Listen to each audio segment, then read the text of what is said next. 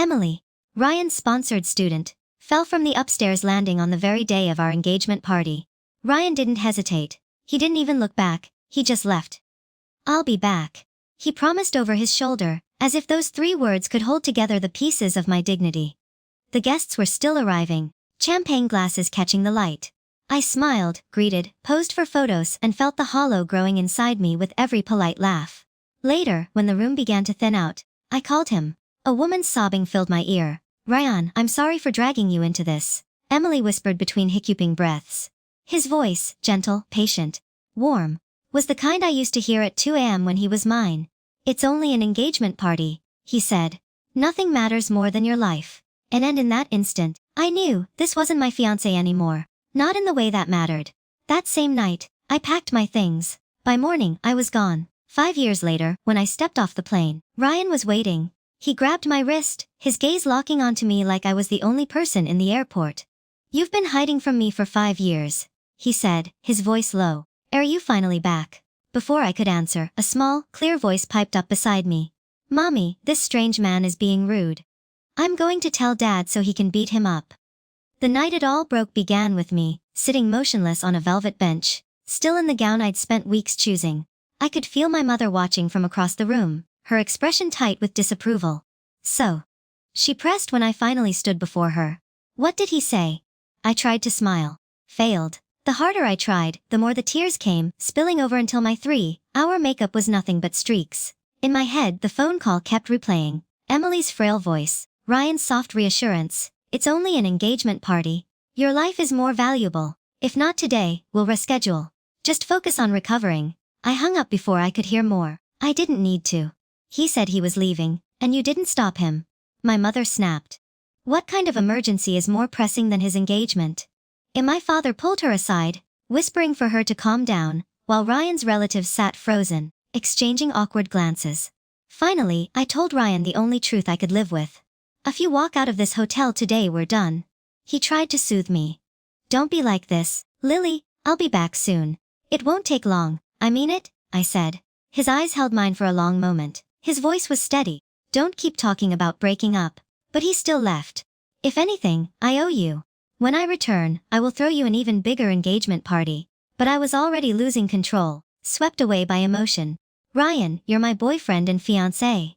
Do you know how long I've been planning this engagement? I wouldn't mind if it were any other day or time, but not today, not right now." I stood in front of the doorway, blocking his path. Ryan furrowed his brow in displeasure. I recognized that expression. It meant he was getting angry. "Lily, look at yourself. Do you realize how hysterical you are? You're acting like a lunatic." Emily suffered injuries after falling down the stairs. She's just a young girl without a sponsor. "What is wrong with me?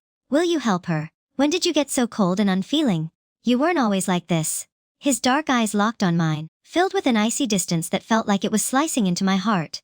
"Take good care of your guests," he said it flatly. "I'm leaving now," he said, brushing my arm aside and walking out of the hotel without looking back. I hadn't noticed the phone in my jacket pocket blinking with new messages. Emily had sent me a few additional texts. I looked in the mirror and saw a woman dressed to perfection, her makeup flawless, but her expression distorted in pain. I told my reflection that Lily and Ryan were completely over. Starting today, I was stating a fact, or perhaps warning myself. After Ryan had left, I composed myself and politely escorted the guests out. It took some time to convince my parents to leave the hotel as well. Along the way, I couldn't help but notice a few disapproving or mocking looks. But I chose to ignore them. I come from a respectable family. I had always carried myself proudly in our social circle. People have rarely dared to provoke me since I began dating Ryan. But this has meant that I have offended many. A woman stopped me while I was changing out of my dress and getting ready to leave the hotel. We'd always been at odds. Back in school, we competed for first place in our class. Later, we both fell for Ryan. In the end, he chose me, and from that point forward, she never missed an opportunity to jab whenever we crossed paths. "Lily is looking pretty pathetic today, huh?" she sneered. "Ryan has had enough of playing with you. I told you, didn't I? A girl like you was bound to be dumped. Sooner or later." I gave her a cold look. "Still better than you. At least he didn't bother to play with you." She snorted, angry. "Others may be afraid of your background, but I am not. Do you believe everyone wants to be like you? Clinging to a man like a dog orbiting him 24/7. I've already taken over my family's projects and earned more than 10 million, And you, after all these years, still believe Ryan loves you. What a joke. You were simply the best option available to his pursuers. A backup. Do you think he'd stay with you if someone younger and more attractive came along? Her eyes glowed with cruel satisfaction as she leaned in. Wait, did I strike a nerve? Don't tell me Ryan found someone else. Hal, Lily, I never imagined the day I'd be boiling inside. What has that got to do with you? Nothing, she said with a smirk. Seeing you unhappy makes me happy. I shoved past her expressionless face and continued walking down the corridor. I overheard Ryan's friends talking behind my back. She didn't even fight back right now. It appears that Ryan dumped her completely. Finally, I've despised her cold expression for a long time, always pretending to be so superior. Let us bet. How many days before she crawls back to Ryan like a puppy? I say fewer than 3. She never got upset when he saw those famous actresses. This time will not be any different. As I listened to their songs, I felt my heart break like glass into dust for Ryan. I had always been a backup. Someone he could show affection to when he had the time, just as he would a pet cat at home. Ryan's constant dismissiveness and pushy affections had gradually eroded my pride and self-esteem. I didn't argue with him because back then, I was like that. I believed that if I continued to forgive him and lower my standards, I would eventually earn his love. I used to tell myself that I was generous. No matter how many women Ryan entertained, I'd always take my place, but love isn't that way. It is not staying at home to wash his clothes, pouring my heart out to him, and calling it love. It's not acceptable for him to ignore and mock me in front of everyone else. It's not about hiding his affairs and still smiling alongside him at public events. Love is about effort, respect, and independence. A week after our failed engagement party, Ryan learned what happened that day. He called me. I overheard what they said that day. Don't get mad, okay? Lily, I bought you the pink diamond you liked and had it set in a ring. The next time we meet, it will be my apology gift to you. Then his tone changed. But, Lily, I need to say something. There were many people at the hotel entrance. How could you have such an attitude toward my friends? What if the paparazzi catches it? How embarrassing. How about my image?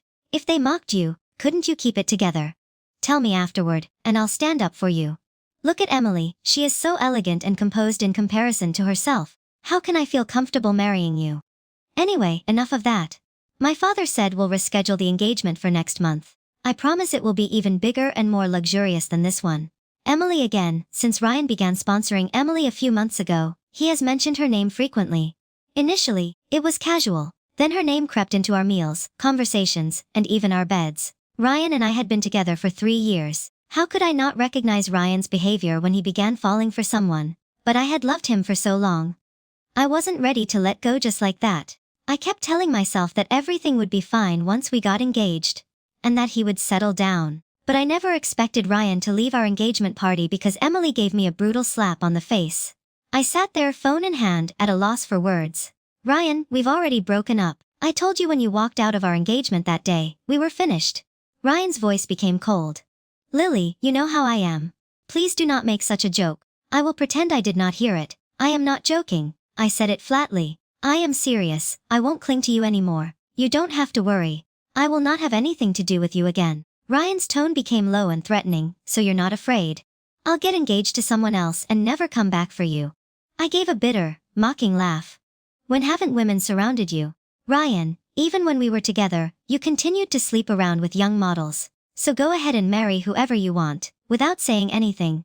I hung up the phone and immediately blocked his number from everything. If I were going to end something, it had to be clean and final. But why did it hurt so badly? I lay back on the couch, tears streaming silently down my cheeks. My chest tightened painfully with each heartbeat, each thud reminding me of everything I'd lost. I understood why Ryan spoke to me in that manner. He was sure I would never leave him. After all, we first met when I was walking alone on campus at night and was stopped by a group of thugs. Ryan happened to pass by and stepped in to help me, like a hero from a story. I fell hard for him and relied entirely on him from that point forward. I even tolerated his infidelity after we began dating. He'd always relied on that. He believed that all he had to do was coax me a little, and I'd forgive him for the fact that I couldn't live without him. And everyone else did as well. But this time, I didn't want to continue lying to myself. I used to believe that everything would be fine once we got engaged, but human nature does not change. I was the only one stuck in this cycle, believing that it would improve after the engagement, then after the wedding, and possibly after we had a child. But that way of thinking transforms a woman into the very type I used to despise: pathetic, resentful, and clinging to illusions. For a month after we split up, Ryan did not contact me once. It was as if he was trying to punish me, make me jealous, and force me to run back and beg for him. During that time, the rumors about him didn't stop. First, it was a model, then an upcoming actress. All the girls around him looked like delicate flowers. I kept getting subtle hints from his friends, all attempting to nudge me toward reconciliation. But I didn't move. I remained silent without being present. Ryan and Emily appeared to let go entirely and began living in the open. She shared every moment of their lives on social media, including where he took her and what they did. Even before she graduated, she had become his assistant. Everyone envied this person. Ryan once took her to a luxury gala. The next night, he stayed by her side through a thunderstorm. Then there was a business summit, where he introduced her to a high-profile investor. At that point, anyone wanting to know Ryan's schedule could look at Emily's profile. Meanwhile, the only message I ever received from Emily was the one she sent when she first added me as a contact. It occurred on the day of our engagement. She wrote, "Do you think I could send one message and he would leave your engagement party for me?" At the time, I dismissed it as the angry words of a jealous girl. I never imagined I'd be the one humiliated at the end. That's when I realized that in Ryan's world, whenever there was a choice, I was always left behind, and I didn't want to be someone's backup plan. I didn't want to stand still, waiting for him to hurt me. Again, sitting at home, looking out the window at the vibrant green outside, I suddenly felt compelled to leave and explore the world. I had never allowed myself to explore. All these years, I'd stubbornly clung to Ryan's love, refusing to let go. But now that love was gone, it was time for me to go. When I informed my older brother of my decision, he took less than an hour to arrange for me to visit the company's new branch in the Amber Market. He insisted. I go. "Do I have to?" I asked. "I told you I only wanted to travel. I don't want to go there for work," I said, clinging to the doorframe with both hands and giving my brother my most pitiful expression. I turned to my parents for help. My mother's expression softened, clearly torn, and she attempted to stop. My brother, Lily, is still struggling emotionally. Why are you putting her through so much work right now? What kind of older brother are you? Are you trying to overwork her like a heartless boss? But my brother sighed and said, "The company needs someone to open the market. I can't leave the country right now, and Dad is getting older. If Lily does not go, who will? Since we were kids, she has always been more capable than I. If not for Ryan, she would have joined the company a long time ago. We'd be on a whole new level by now, so don't try to run away this time. You said you wanted to clear your mind, correct?" He added, "Then go to Amor. Use work to numb yourself. At the very least, it will prevent you from obsessing over him all day." I accepted my fate. I boarded the flight alone and began my long journey to Amor.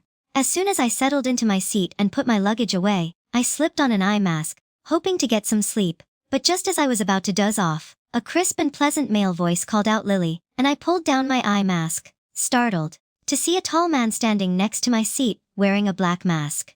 His eyes were almond-shaped, soft but bright, and glowed with warmth. When he realized I was trying to recognize him, he pulled down the mask, revealing a familiar, handsome face. "It's me," he said. I was surprised and smiled. "Noah, you are going to love two people." My senior in college nodded with a grin. "I received an offer to teach at a university. There, I will be a professor. How about you, Lily? Can't believe we ran into each other on the plane. Only recently, I saw your post about getting engaged." My smile wavered. How do I explain the failed engagement? Yes, something unexpected occurred. We broke up. I'm going to Amor to assist with one of my family's new projects. Noah sensed my discomfort and did not press further. At the very least, we will be able to see each other more often in person. I smiled and nodded. We met in college through the drama club, where Noah served as president. He was not only attractive but also extremely talented, making him the obvious choice for the male lead in our plays. We frequently connected over literature, worked together on original scripts, and staged successful performances. I still recall the night of our first successful premiere. The entire club came out to celebrate. After everyone had gotten drunk, Noah walked me home. The sky was filled with stars, and we discussed our favorite books along the way. We walked close, and I remember the faint scent of cedar on him. That night, it caused my heart to flutter. For a fleeting moment, I believed we were soulmates. I found myself emotionally drawn to him and waited for him to confess to me. But then I fell in love with Ryan, and everything changed. I gave him my full time and attention. He stopped writing and drifted away from Noah entirely. We've stopped seeing each other. Now, as we met again on this flight and looked into those familiar eyes, I felt my empty heart beat strong again. During my first week in Amor, Ryan called. I didn't want to answer, but he kept calling as if he wouldn't stop until I did. When I finally did, he didn't say anything at first, just silence on the other end, as if he was waiting for me to speak. I've just arrived in Amor. I'm occupied with work. When the silence continued, I said coldly, there is still nothing. If you don't plan to talk, I am going to hang up. I replied impatiently. Finally, Ryan spoke. His voice was hoarse, sounded slightly drunk. Lily? It's been more than a month. You're done playing around, but you've never stayed away for this long before. That company cannot be so desperate as to send their precious little princess to Amor. It is time for you to come back. I was speechless. Ryan, what do you mean by playing around? I've never joked with you about anything. Whether or not my company is short on employees has nothing to do with you. Nor does my schedule. I was already feeling overwhelmed after only arriving in Amor and seeing everything pile up at once. My tone turned out sharper than I intended. Could you please stop talking to me like that? Brian snapped. It's been a long time, and you're still mad. I've already apologized. I bought you the pink diamond and even promised to throw you another engagement party. What else do you want from me? Why are you always being so difficult? His voice rose in irritation. You left the country without saying anything, and now you work with men daily. Are you even acting like a proper woman anymore? Where did you grow up? You were not like this before. I couldn't help but laugh bitterly at what he said. How could he expect me to behave like a miserable housewife? Even after I left him, I continued to cook for him and warm his bed. This is how I used to be. Ryan, did you call to lecture me? What exactly do you mean by a proper woman? Why don't you ask your late mother if she was one? Or should I remind you that everyone in our circle knows your father married into her family? And if Emily is your idea of a proper woman? I replied coldly. Sorry. I will never be that. Ryan was infuriated. I called because I wanted to speak with you calmly. I've already booked a hotel for next month. On the 2nd, let's throw a new engagement party. Just got back from Ambo. I'll pretend I didn't hear anything you said tonight, but once we're engaged again, I'd like you to stop with all this public work. I will also change. Leave everything in the past and move on. I was fuming. Oh, just like that? You say, move on? And everything is erased. Let me reiterate, plan your engagement with whoever you want. You and I are finished. If you're that desperate to marry Emily. She appears eager enough. I hung up the phone immediately after saying it, deleted his number, and blocked him. Then I turned off my phone entirely. As soon as I calmed down, I heard a knock at my door and opened it. Noah greeted me. He was dressed casually, with only 2 buttons on his shirt. His toned abs and pale chest were partially exposed with each movement, catching the eye. Whether one chooses to look or not. I had to swallow discreetly after seeing the unexpected sight, silently cursing him for being so careless around women. What a coincidence. It wasn't until we arrived on board that we realized we were neighbors. Noah gave me a warm smile. I tried calling you earlier, but your phone was off, so I decided to knock instead. Are you free tonight? I shake my head. What up? I heard from some university students that there will be a fireworks display at the beach tonight. My eyes lit up the moment I heard the word, fireworks. I am not busy. Where is it? At Coral Rocks Beach, he said. Let's go to dinner first and then I will drive you. There, I nodded enthusiastically. That sounds great. See you tonight. After dinner, Noah and I went to Coral Rock Beach. We walked side by side on the soft sand, surrounded by crowds of people. Shortly after, a sharp crack split the air, and fireworks exploded into the sky, spinning and dancing like colorful butterflies. The night transformed into a magnificent painting. Noah cast a glance at me from time to time, a quiet, unreadable emotion glinting in his gaze. The fireworks illuminated his face, highlighting his striking features. My cheeks flushed with a soft golden glow. He spoke gently. Do you recall the first time we met? It was also a night packed with fireworks. You looked as memorable then as you do now. I felt my face warm up. Of course, it was my first year when we met, and you persuaded me to join the drama club. Noah laughed heartily. Then you should thank me. I was the one to discover your talent. I smiled but did not respond in my heart. I silently agreed. If it hadn't been for Noah, I would never have realized I had a talent for directing, or that I was interested in it at all. We stopped talking and allowed a comfortable silence to fall between us. The mood gradually became more ambiguous. Noah abruptly stopped walking. He turned to face me, and without realizing it, the space between us narrowed until I could feel the warmth of his breath against my skin. His eyes locked on mine with tenderness and anticipation. Lily, Noah spoke softly. His gaze was unwavering. These fireworks are stunning, but do you see anything in my eyes? You shine more brightly than any of them. My heartbeat quickened. Can I take that as your confession to me? I asked quietly. Yes, he responded, voices steady and sincere. I wanted to ask Lily 4 years ago, would you be my girlfriend? Noah said each word with clarity and conviction. My heart thumped faster. I looked up to meet his gaze, and time seemed to stop. I could feel his warm breath and see the unspoken emotions reflected in his eyes. I stared into his eyes and the words almost came out. I wanted to say yes right away, but something inside me was hesitant. 3 years with Ryan had broken me in ways I had yet to recover from. I wasn't sure I dared to love again. I can't give my whole heart right now, I said. Honestly, you know how my last relationship ended. I tried to choose my words carefully, unsure how to explain my situation, but Noah gently interrupted me. It's alright, Lily. It is. I don't care what has happened in your past. I only care about you. None of this matters to me. What matters is what happens next for you and me. I squandered my chance once. I don't want to miss it again without knowing it. My fingers tightened around the fabric of his shirt, as if I were clinging to the moment to ensure it was real. I smiled and said, please take good care of me, boyfriend. I was ready to give Noah a chance, but more importantly, I was willing to give myself a chance. The crackling of fireworks above became the only sound between us. The air around us buzzed with a quiet tension, infused with something soft and new. Noah leaned in, and finally, his lips touched mine. The moment felt electric, as if something powerful had passed through both of us. His arms wrapped gently around my waist, bringing me even closer, and I responded to his kiss slowly, then sincerely. Our hearts seemed to sync perfectly as we held each other under the bursting sky. When we got home, I noticed Noah had posted something on social media. That's unusual for him. The caption reads, "It's been a long journey, but we're finally here," accompanied by a photo of us kissing under the fireworks. Comments from our old drama club friends poured in quickly. What did Noah take from you? 7 years. Finally got our drama queen. Reading the messages made my face flush from ear to cheek. Then my best friend from college, Grace, called me as soon as I picked up the phone, her excited voice piercing through the speaker. Lily, you and Noah, finally, you have no idea how much I used to ship you back in college. I was devastated when you got engaged to someone else, but look at this twist. My OTP has finally come true. I couldn't stop laughing. We were only friends back then. Grace, what made you so sure of us? Come on. You were the drama club star couple. Even if you were not in a relationship, everyone wanted to see you together. Honestly, if it hadn't been for... She paused, her voice faltering briefly before returning to its usual brightness. Well, it doesn't matter. You are finally out of that mess and on your way to something better. Noah was already on the couch when we hung up.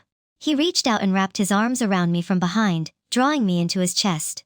I relaxed into him, feeling his steady heartbeat and the comforting warmth of his embrace. The cedar scent that clung to him remained clean, familiar, and soothing. He kissed the top of my head gently. So, what did Grace say? She stated that people thought we'd make a great couple even back then. I replied, smiling into his chest, and now we are together. Noah lowered his voice with a smile. I had planned to confess to you on your 20th birthday, but then you met Ryan. I turned to face him, meeting his soft gaze without speaking. I leaned forward and pressed my lips to his, interrupting the rest of his sentence.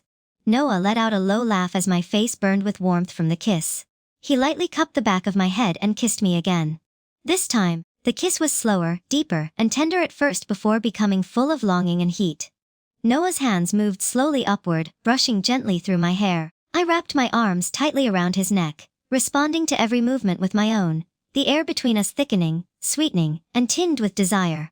When our kiss came to an end, Noah looked at me, his eyes darkened by emotion, and gently brushed his thumb over my lips. I gave him a playful glare. My lips are completely swollen. He didn't respond. Instead, with a gentle breath, he leaned in and kissed me again that night.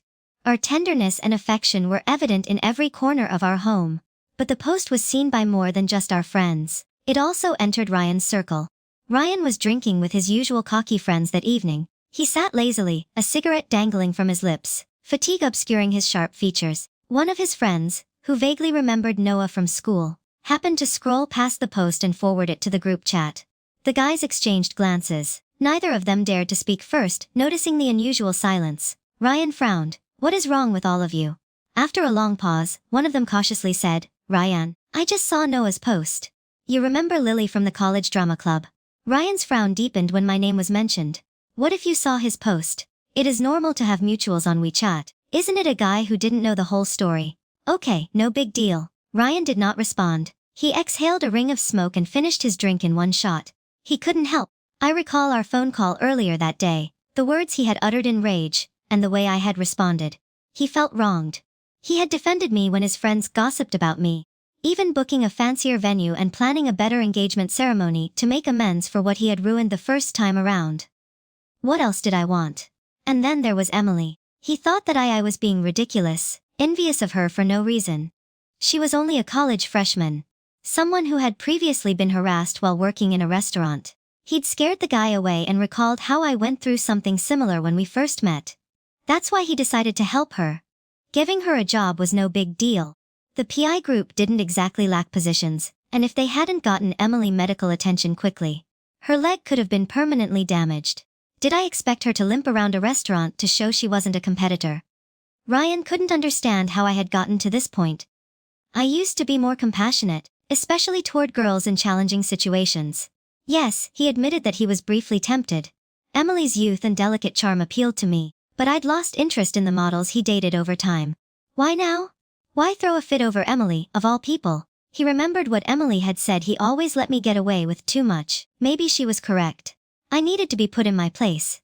Just then, the same guy who had shared the post broke his silence. Ryan, this is an official announcement. Noah posted a photo of himself and Lily kissing. The room went dead silent. Nobody dared to breathe. Ryan's face darkened. Let me see the phone. His voice sounded cold and flat. The guy hesitated before handing it over internally. He regretted even bringing it up. Ryan stared at the screen for a long time before exploding. He threw the phone violently to the floor. The loud crack startled everyone in the room. The phone's owner silently mourned his shattered screen. We are done here, Ryan said coldly, standing up. I am not in the mood. He stepped out of the private lounge. His expression is unreadable. But the image of me and Noah kissing under the fireworks lingered in his mind. How could I? Was I truly giving up on him like that? Ryan couldn't believe it, but the facts were undeniable. Since that heated call earlier, I'd completely cut him off. When he tried to visit my house, my parents and brother refused to tell him anything. He clenched his fists extremely tightly. That pain finally drew him out of his spiraling thoughts. Looking down, he noticed that blood had begun to bead in his palm. He wiped it carelessly on his expensive suit jacket, convinced that if I were present, I would have chastised him. You will develop an infection. That fabric contains a lot of bacteria. Ryan never imagined that one day he'd be unable to live without me. A bitter smile tugged on the corners of his mouth. Just how long was I going to be angry? While Ryan was still obsessed with me, I had spent over a year in Amor, finally leading our company's local branch through its first official project. It was a significant milestone that just happened to fall on Christmas Day. Noah and I cooked dinner, make reservations to celebrate. I had never known love like this before we met, one full of respect, patience, support, and tenderness. When I got sick with a high fever, Noah stayed by my side all night without sleeping. He took my temperature, administered medication, and changed my cold towels repeatedly until I began to recover.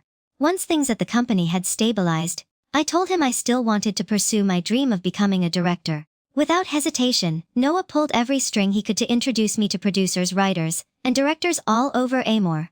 He even asked a few of them to mentor me. Ryan had imagined me to be a fragile, delicate flower, beautiful but breakable, but Noah, he helped me rediscover the woman I once was, independent, free, and strong. That night, in the candlelit restaurant, Noah proposed to me. Lily, he said, in an emotional tone, that every day with you has been the happiest of his life. I want you to be my wife. Allow me to take care of you, love you, and spend the rest of our lives together. He was dressed in a suit and down on one knee, holding out a ring. Lily Summers, will you marry me? My hands trembled uncontrollably. My heart is pounding in my chest. It felt as if the entire world had gone silent. Only he and I were frozen in that moment. This time, I did not hesitate. When I nodded, tears streamed down my cheeks. I held out my left hand, attempting to calm my racing heart. I whispered, yes, I will. 3 months later, Noah and I celebrated a small wedding in Amor. There were no grand banquets or lavish guest lists, just the people we cared about the most. We gathered quietly to witness our vows. That evening, after finishing my shower, I sat on the sofa and scrolled through my phone. I looked up to see Noah step out of the bathroom with a towel wrapped low around his waist. His broad shoulders and slim waist created a striking silhouette, and his abs remained perfectly defined. Despite his time at the desk, water droplets traced down his muscles, which vanished beneath the towel. The sight caused my mouth to dry. We'd been together for over a year, and we'd long since reached the point of intimacy, but seeing his body still made me blush. Noah approached me and effortlessly scooped me up before gently laying me down on the bed. He smiled as he said, "Lily, tonight is our wedding night, let us not waste a second of it." He leaned. He closes his breath and brushes against my ear. "Let us go until sunrise." It tickled, and I couldn't help but blush based on your performance. Noah chuckled softly and leaned in to kiss me again, tenderly at first, then deeper and more intensely.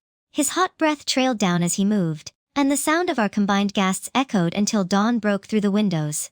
What I never anticipated was that Ryan would somehow find my address in Amor, and when I opened the door to see him standing there, I froze.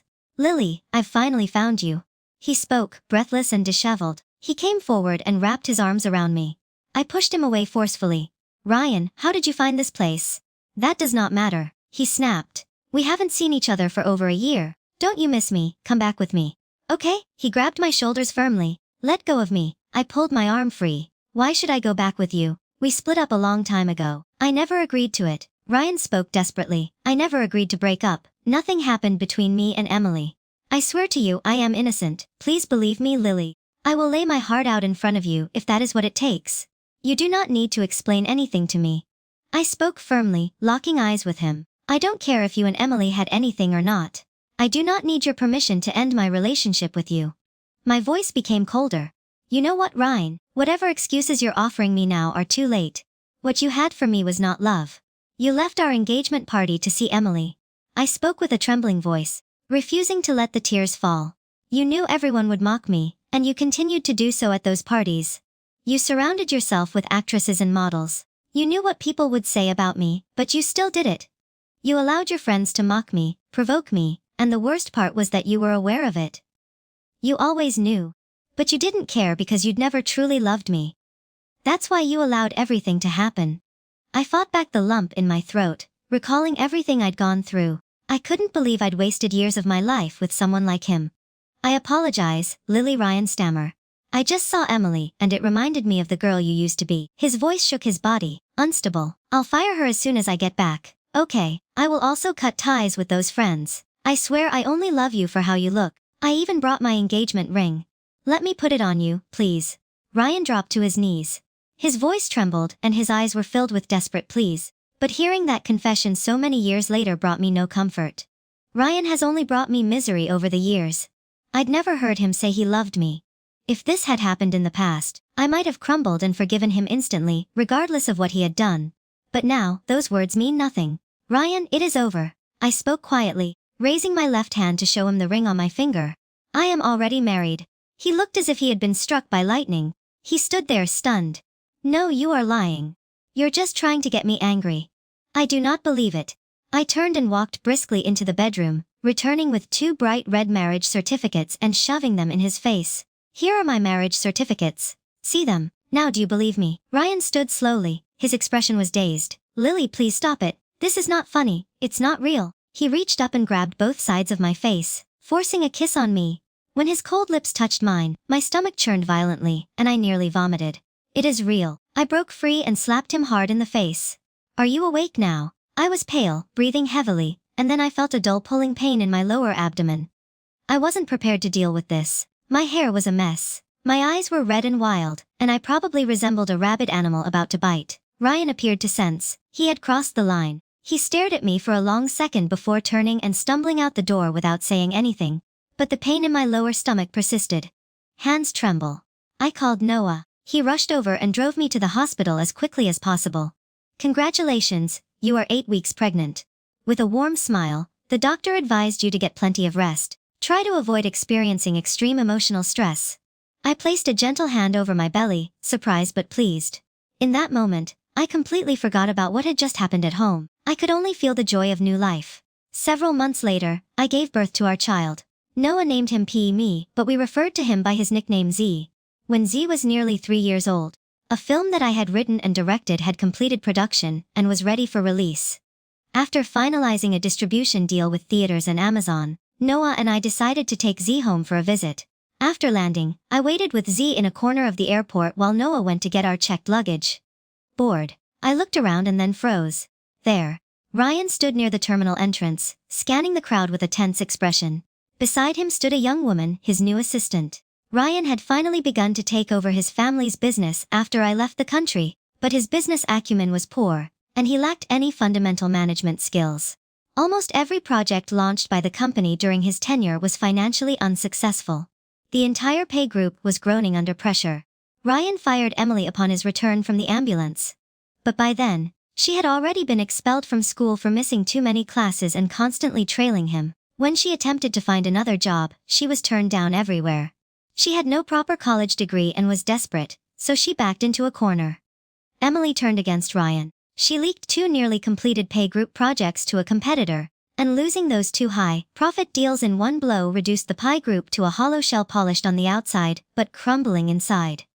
Ryan's father personally assigned him a project, instructing him to secure the partnership at all costs. So the great CEO had no choice but to humble himself and travel to the airport to pick up the other party in person. At that exact moment, as I stood in the airport with Lily, Ryan strode toward me and grabbed my wrist. "You have been hiding from me for 5 years. You've finally decided to come back." I rolled my eyes internally before responding. Kwani spoke up in a loud and clear voice. "Mommy, this strange man is being rude. Why is he grabbing you like that? I'm going to summon his father to assault him." Ryan froze. When he noticed the little boy standing next to me, his tone changed instantly. "You are pregnant. This must be our child, correct?" "I knew it. I knew you were lying when you claimed to be married. Do you still love me?" But when he noticed Juan's height, he paused briefly. "Wait, how is he still so short? Were you not properly feeding your 5-year-old abroad?" "Does not matter. That will be resolved once your back is healed." Twani furrowed his brow and stamped his foot. "You're the strange one and the short one. I'm not even 3 yet. This is entirely normal." 3 Ryan's expression changed instantly and his hopeful smile faded. I gave him a calm, almost triumphant smile before yanking my hand away. "Who said he was your son? I told you I am married. We broke up 5 years ago. How could I have a child with you who isn't even 3? Ryan's face darkened as I spoke. He reached out again, as if to grab me firmly. "Lily, please stop overreacting." I stepped back just in time and fell into Noah's arms. He'd just returned from picking up our luggage. Noah smiled politely but his eyes lacked warmth. "Mr. Ryan, what exactly are you trying to accomplish?" Ryan appeared stunned in front of my wife, as if the truth had finally hit him in the face. He opened his mouth to speak, but his assistant grabbed his arm and whispered, "Mr. Danny's flight is about to arrive. Sir, that man does not appear wealthy. I finished the business first, then talked to Miss Lily." After that, Ryan said nothing else. He gave us one final deep look before turning and walking away. "You okay?" Noah expressed concern in his voice. I smiled. "I am fine." Swansea stood beside me, arms crossed, like a little general brimming with pride. "I protected Mommy today. Aren't you going to praise me? You were amazing." I laughed and planted a kiss on his chubby cheek. As we began negotiations with domestic theaters, I encountered the resistance I had expected. The pay group had once dominated the Chinese film industry, and while Ryan's reckless leadership had eroded much of its power, the name remained influential.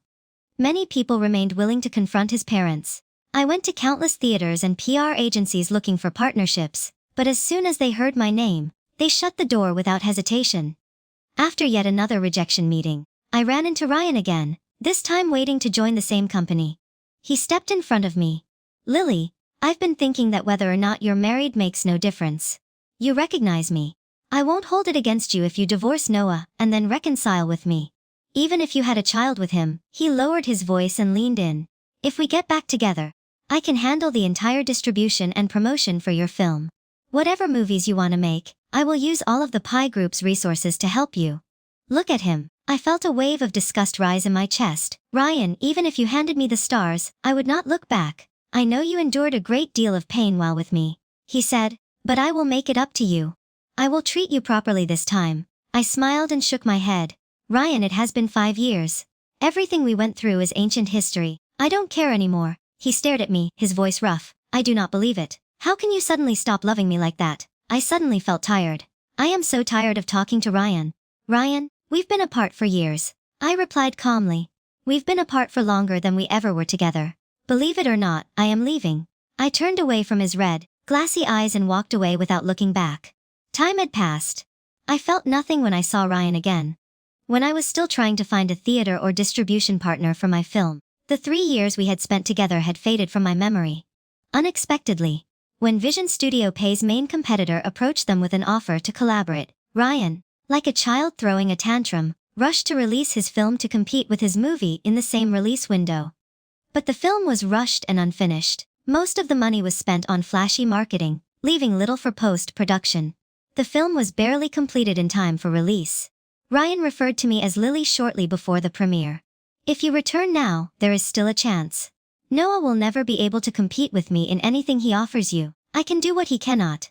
I couldn't help laughing. Ryan, I feel sorry for you. Is love just a trade for you? Is everything transactional in your world? You mean you'd give up everything you've worked for simply because you love him? Ryan's voice grew agitated. Loving Noah and loving my career are not mutually exclusive. He respects me. He supports me. He's 1,000 times better than you, and even if I didn't have him, I'd never go back to you. Ryan, I've already hit my wall. I stated unequivocally that I would not turn back.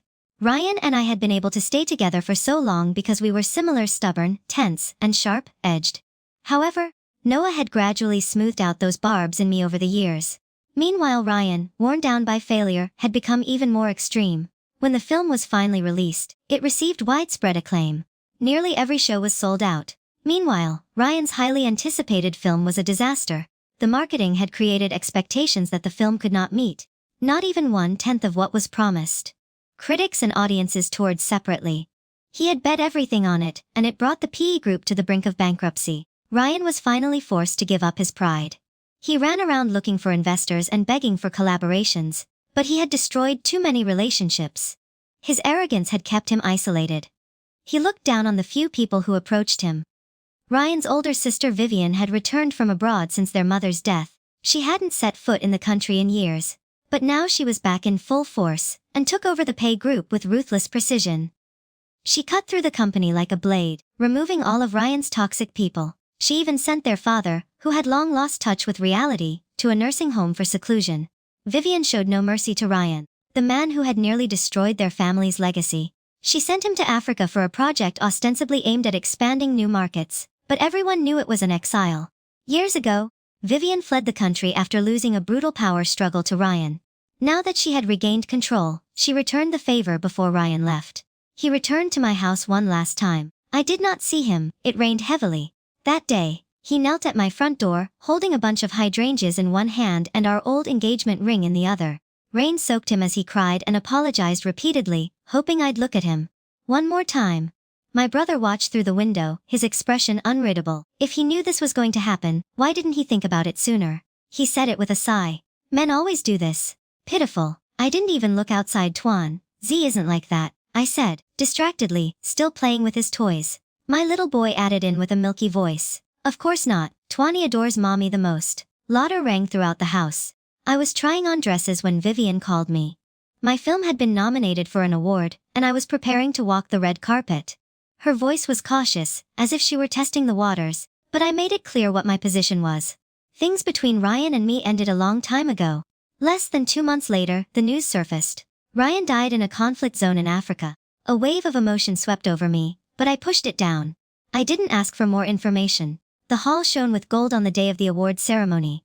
I walked the red carpet alongside Noah, holding to his tiny palm in my other hand. Cameras flashed all around us, and reporters sighed in amazement at how much our family resembled movie stars.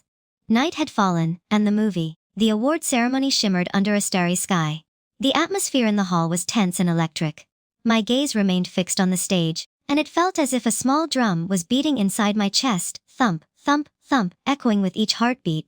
I thought back to the previous 2 years, to all the passion and sweat I had put into the film. Every single shot, every single line of dialogue represented a piece of my heart and soul. As I waited, time seemed to slow down, and each minute felt like an hour. I held Noah's hand tighter. My pulse quickened and my breathing became shallower. Noah gently squeezed my hand back, patting it softly to reassure me. Flashbulbs kept going off all over the room, dazzling like fireflies. A summer thunderstorm. I felt like I was standing in the middle of a massive whirlpool, with all eyes and hopes on me, the new director. Finally, the host stepped into the spotlight, voice rich with ceremony, and began reading the nominees for Best Director. The suspense was a living thing, coiling tighter with each passing second. I could hear my own heartbeat over the muffled whispers in the room. And the award goes to... A pause. Long enough to steal my breath. Lily Summer. For a moment, I thought I'd misheard. My name echoed in my head, and the blood in my veins seemed to ignite. The room erupted. Thunderous applause, whistles, cheers that crashed over me like a wave.